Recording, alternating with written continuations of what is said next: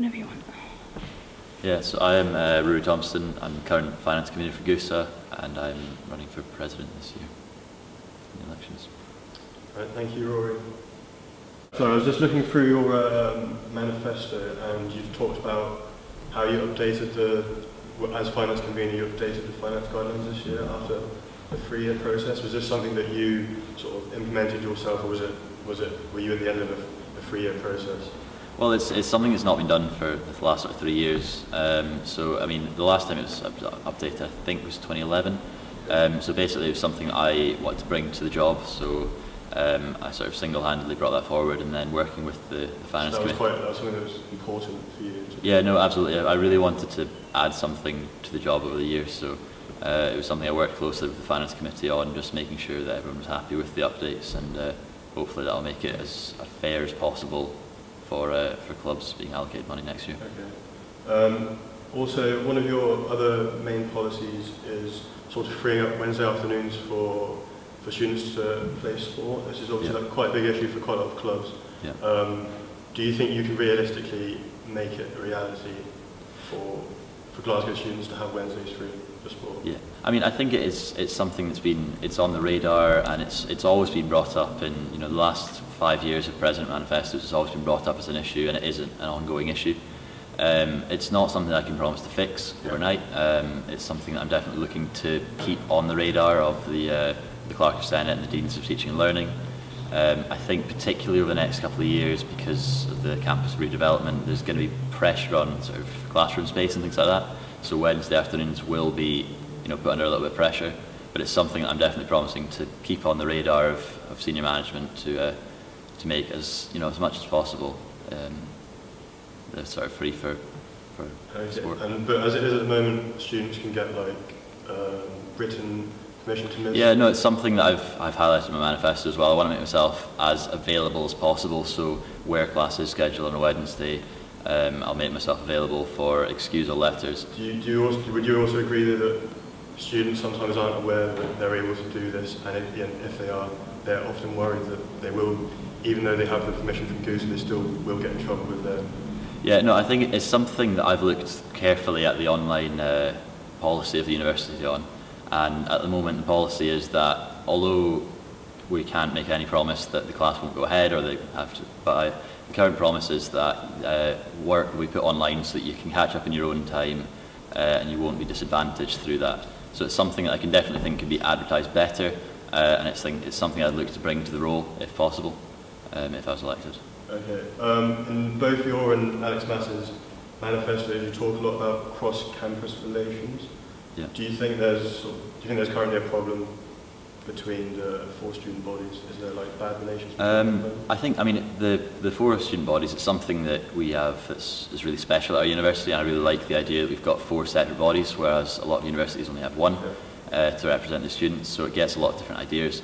I think at the moment though it's very unstructured, the meetings, from what I've heard. I've spoken to the current president a lot about this, so something I'd look to introduce next year would be bringing in agendas and minuted meetings, so that when cross-campus presidents do actually meet, they're a lot more structured and a lot more productive. Okay. And I'd hope to sort of bring feedback from this back to councils as well, so that everyone knows what's going on in different areas of campus. And also, sort of so you talk about regular council visits to like separate clubs. How exactly would that work? Yeah, it's something that a lot of pressure at the moment is put on the club sport convener. So what I'd look to do is to basically get more council members involved in that, so that as many clubs as possible can get these club visits, and I think it will really help to give an impression of what the council members that are actually representing clubs are actually doing. So it will give people a lot more of an idea of what we're up to and the steps we're taking to make sure they get the best possible student experience. And sort of like going forward to like next year, if you could sort of say like your one sort of main goal is for your presidency, what is that? What would be your main goal? I think I don't want to limit myself to one particular goal. I think there's a lot that I can bring to the role. It's obviously something that I'll learn more on the job. I'm happy to admit that having not been on exec this year, I've got a steep learning curve. and particularly over the sort of handover month with the president, if I was elected, you know, I'd look to pick up ideas then, and then I can sort of narrow down what I think is achievable and what we can work on. Ideally, at the moment, I'd look to focus particularly on the finance guidelines. I've got a finance background myself. You know, I study accounting and finance, and I was highly involved in that this year. So I'd basically look to make things as fair as possible in the allocation process to clubs. What were your main motivations for running? What are your main motivations for running for GUSA president? I mean, I've been hugely involved in GUSA over my entire time at university. So from being involved in the hockey club from the first week of university to running for fresher helper, the first possible opportunity. I've done that every year since because I've enjoyed it so much. And then as soon as the opportunity came to run for council, I took that, and it's something I've really enjoyed over the last year or so. And I'd really love to have the opportunity to sort of take the association forward. And I've got a lot of ideas that I think would benefit the association. Okay. Talking to sort of quite a lot of people around campus about the elections, people have sort of said to me that sometimes like smaller sort of like newer clubs often feel like they're not really included in GUSA. Would you agree with that? And do you think that's a problem?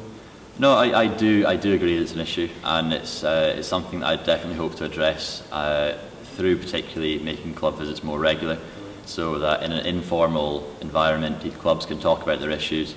I'll also make myself, you know, more than happily available for clubs to come and chat to me if they've got any more sort of formal issues. And I think there's regular meetings at the moment with the sport development manager and the current president with these smaller clubs to just sit down, have a formal chat about what your issues are, how the club is getting on, and where you see yourself going, and what your plans are for the future. You think you'd be the better candidate to deliver this? Yeah, absolutely. It's something I've been involved in over the last year or so, and it's something I definitely look to continue. And it's as my manifesto points out, it's one of the main points I'd look to bring to the job. Okay. And what sort of personal qualities do you think you have that mean that you do the better job out of the two candidates? I think one of my main points is that I'm very well organised. During my third year, I managed to balance my time very well, and I held the role of treasurer and indoor captain for the hockey club. So it came very easily to me, as well as balancing my studies. And I think that's a really important thing to bring to the job. I'm also really excited about the prospect of, or the potential prospect of bringing my leadership skills to the role. And the prospect of managing the council and trying to get the best out of everyone involved, I think, is something that I definitely thrive under. Okay. Thank you for coming down today. Thanks a lot.